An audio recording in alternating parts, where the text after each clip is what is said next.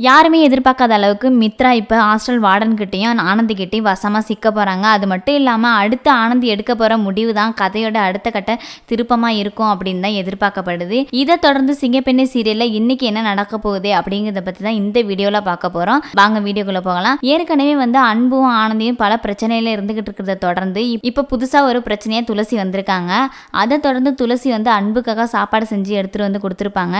ஒன்றா உட்காந்து அன்பும் ஆனந்தியும் சாப்பிட்டு இருக்கும்போது ஆனந்தி என்ன சொல்லுவாங்க அப்படின்னா, துளசியை கட்டிக்க போகிறவங்க கொடுத்து வச்சுருக்கோங்க அப்படின்னு சொல்லும்போது அன்பு உடனே சாப்பாடை திப்பிட்டு சொல்லுவார், எனக்கு பிடிக்கல நீனே சாப்பிடு அப்படிங்கிறப்பல ரொம்பவே கோபமாக பேசியிருப்பாங்க.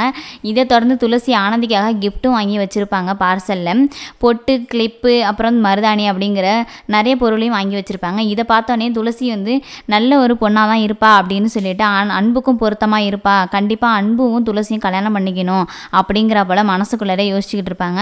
இதை தொடர்ந்து ஆனந்தி என்ன முடிவு எடுத்திருப்பாங்க அப்படின்னா, நம்ம இப்போதைக்கு கர்ப்பமாக இருக்கோம், இந்த நேரத்தில் அன்பு கல்யாணம் பண்ணிக்கிட்டோம் அப்படின்னா அன்புக்கு துரோகம் பண்ணுறா போல இருக்கும் அப்படின்னு சொல்லிட்டு நம்ம கண்டிப்பாக அன்பை விட்டு விலகிடணும் அப்படிங்கிறப்பல முடிவோடு தான் இருப்பாங்க. இருந்தாலும் அன்பு நல்ல ஒரு தெளிவான முடிவில் தான் இருப்பார், ஆனந்தியை கல்யாணம் பண்ணிக்கணும் அப்படின்னு சொல்லிட்டு. இதை தொடர்ந்து முத்து என்ன பண்ணிடுவார் அப்படின்னு பார்த்தீங்கன்னா, மகேஷ்கிட்ட போயிட்டு இதை போல் நடந்த கதை எல்லாத்தையும் சொல்லுவார். ஆனந்தி அன்பு விட்டு விலக நிற்கிறாங்க, அது மட்டும் இல்லாமல் கண்டிப்பாக அன்புக்கும் ஆனந்திக்கு தான் கல்யாணம் நடக்கணும் அப்படிங்கிறப்பல சொல்லிடுவாங்க. மகேஷும் ஒரு பக்கம் என்ன பண்ணுவார் அப்படின்னா, நான் போய் அன்புக்காக பேசுகிறேன் அப்படின்னு சொல்லிட்டு அன்பு வீட்டுக்கே போய் சொல்லுவாங்க. கண்டிப்பாக அன்பு சந்தோஷமாக இருக்கணும் அப்படின்னா ஆனந்திக்கும் அன்புக்கும் தான் கல்யாணம் நடக்கணும். அது மட்டும் இல்லாமல் அன்பு கண்டிப்பாக ஆனந்தியை தான் கட்டிப்பேன் அப்படிங்கிற ஒரு முடிவோட இருக்காரு.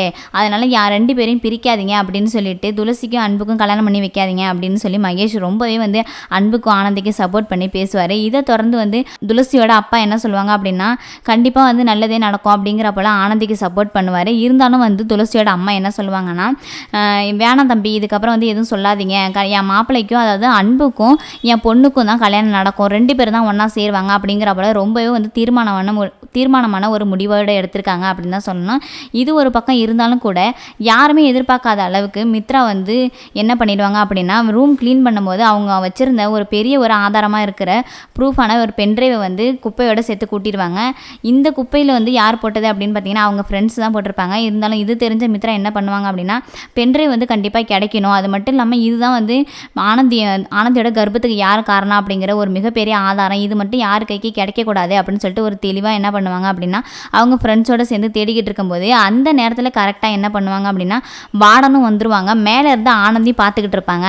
என்ன தேடுறா மித்ரா அப்படின்னு சொல்லிட்டு ரொம்பவே தேடிக்கிட்டு இருக்கவங்க.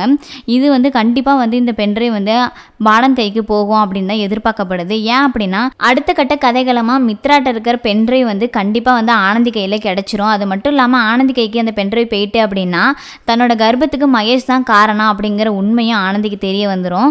அதை தொடர்ந்து கண்டிப்பாக ஆனந்தியும் மகேஷ் தான் சேருவாங்க அப்படிங்கிறப்ப தான் அடுத்த கட்ட கதைகளமாக எதிர்பார்க்கப்படுது.